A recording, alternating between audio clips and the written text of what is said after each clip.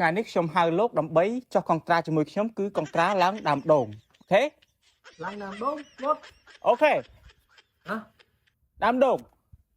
តាមឡងនេះលោកពោះយេអាហ្នឹងបើជីដូចជាមិនសូវមានភ្ញៀវសោះថ្ងៃហ្នឹងដូចជា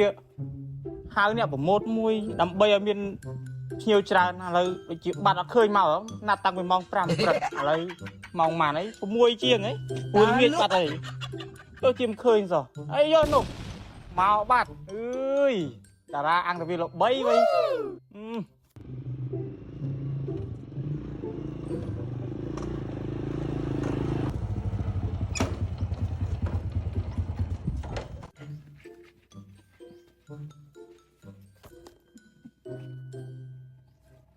អេលោកគួយស្រួលមកលោកហ៎គួយស្រួលមក sit down អូខេ good boy ថ្ងៃនេះខ្ញុំហៅលោកដើម្បីចោះកងត្រាជាមួយខ្ញុំគឺកងត្រាឡើងដើមដូងអូខេឡើងដើមដូងវត្តអូខេហ៎ដើមដូងដើមដូងអូខេដើមដូង